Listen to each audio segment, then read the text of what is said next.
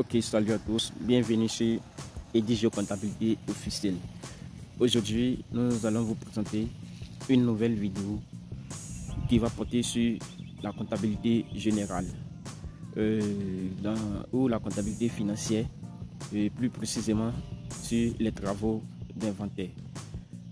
Comme je le disais, dans cette vidéo, nous allons voir un chapitre qui concerne les amortissements. Comme on l'a vu, les amortissements dans la vidéo précédente. Dans la première vidéo portant sur les amortissements, nous avons vu les notions et autres. Et nous avons commencé avec les calculs, avec le premier mot qui est ici, les amortissements économiques, plus précisément sur les amortissements linéaires. Pour ceux qui veulent vraiment nous suivre tous les jours, comme on le dit, 24 sur 24, vous avez la possibilité de nous retrouver sur Facebook via notre page Edigio Group ou nous rejoindre dans le grand groupe Les cours de comptabilité de gestion OADA qui compte à présent plus de 200 000 membres. Ou bien vous pouvez nous contacter par WhatsApp au plus 225 05 66 83 27 92. Sur le groupe Facebook, vous allez retrouver tous sortes de pays, en particulier les pays membres de l'OADA, c'est-à-dire les 17 pays de l'OADA, le Mali, le Burkina, etc., etc. Le Congo surtout. Vous allez même aussi retrouver les pays qui sont hors OADA, c'est-à-dire les Marocains, les Français, les États-Unis. Et par là, vous pouvez échanger avec ceux qui sont de votre pays sur vos différents cours. Et nous, aujourd'hui, on va mettre l'accent sur les amortissements économiques et plus précisément sur l'amortissement linéaire. Là, c'est notre objectif. Nous avons vu cette formule de calcul et je vous ai dit de considérer cette formule comme une formule générale. Et c'est cette formule que nous allons utiliser ici encore. Et il n'y aura pas une autre méthodologie. Le plan d'amortissement, c'est la même chose. C'est pourquoi je suis passé en aperçu. Et aujourd'hui, nous allons mettre l'accent sur le cas d'acquisition en cours d'exercice. Le cas d'acquisition en cours d'exercice, c'est-à-dire là où le bien est acquis après le 15 janvier de l'année.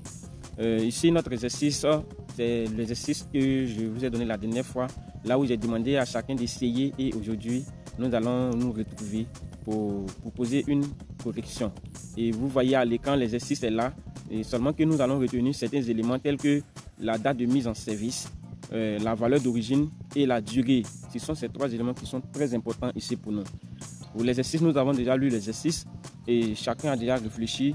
Vous allez juste essayer de comparer vos résultats avec les miens. Et vous allez vous retrouver, vous allez voir que c'est facile. Ici, pour les calculs préliminaires, ce sont les mêmes éléments. Donc, nous passons aux éléments qui sont utiles à nos calculs, à notre tableau aujourd'hui. Il s'agit des annuités de chaque année. Ici, le bien est acquis le premier quatrième mois N. Et nous allons faire notre décompte du premier quatrième mois 2022 au 31 12e mois 2022.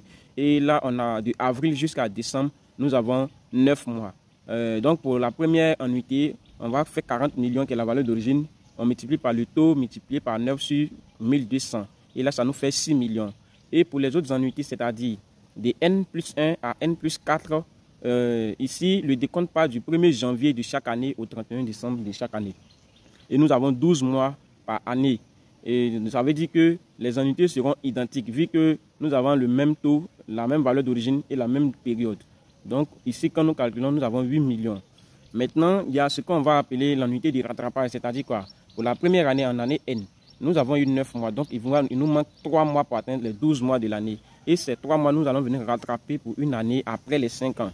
Donc on va appeler ça la dernière annuité. Donc on fera 40 millions multiplié par 20, multiplié par 3 sur 1200. Et la dernière annuité va nous donner 2 millions. Vous voyez que pour la première annuité, on a trouvé 6 millions. Et pour la dernière annuité, on a 2 millions. Et si on additionne les deux, nous aurons 8 millions qui représentent l'annuité de chaque année.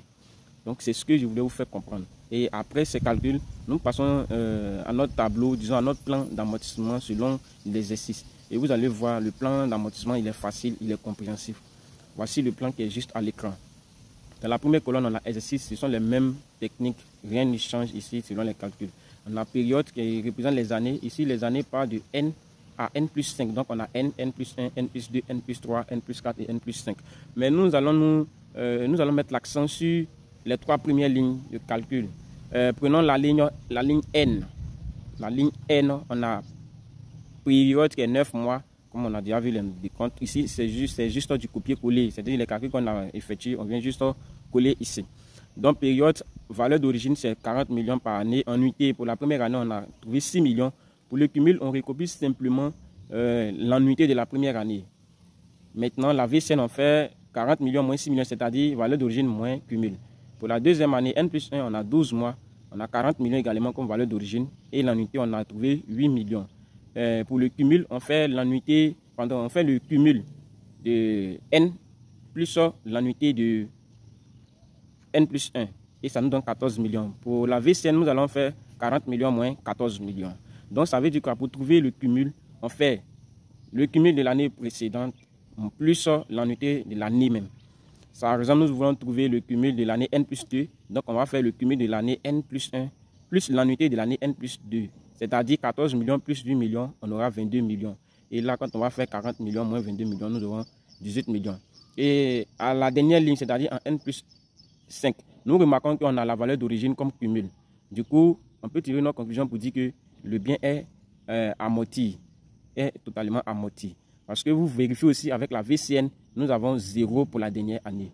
Et cela nous montre que le bien est vraiment amorti. Donc, je vous dis merci pour cette vidéo qui porte sur les amortissements linéaires.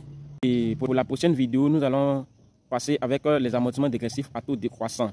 Mais vu que je ne pouvais pas vous laisser je ne peux pas vous laisser comme ça, et je vais aujourd'hui mettre l'accent sur la détermination des taux dégressifs, c'est-à-dire quoi pour la nouvelle vidéo. Ici, nous allons apprendre à déterminer simplement les taux aujourd'hui, les taux décroissants, et dans la prochaine vidéo, nous allons présenter le plan d'amortissement. Mais dans tous les cas, nous allons reprendre encore la détermination des taux. Pour déterminer les taux ici, on va prendre un exemple d'un bien qui est amorti sur 5 ans. Pour déterminer les taux décroissants, d'abord, on fait le cumul des numéros d'ordre des années, c'est-à-dire quoi, le bien c'est sur 5 ans. Donc on aura année numéro 1, année numéro 2, 3, 4, 5. Donc on fera 1 plus 2 plus 3 plus 4 plus 5 est égal à 15. Maintenant, comment on va déterminer le taux décroissant?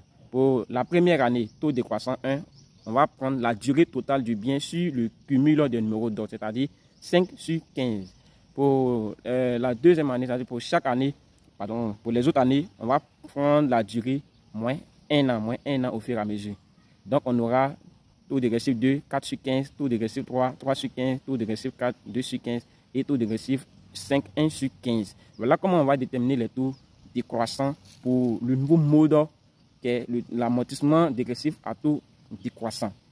Et après avoir déterminé ces éléments, nous allons maintenant passer au plan d'amortissement qui sera notre prochaine vidéo, c'est-à-dire le dimanche prochain. Et donc, je vais inviter chaque abonné. Vraiment, j'ai dit merci à tous ces abonnés qui me suivent de près ou de loin. Et j'ai dit merci aussi à ceux qui regardent les vidéos mais qui ne sont pas encore abonnés. Mais plutôt chercher à vous abonner. J'ai dit merci à mes abonnés parce que dans cette période, j'ai vu qu'ils se sont vraiment intéressés à ma vidéo qui portait sur les amortissements. Vraiment, je vous dis merci. Et suivez aussi les vidéos précédentes pour mieux comprendre les nouvelles vidéos ou du moins les nouveaux chapitres. Et sur ce, je vais vous laisser et on reprend le dimanche prochain.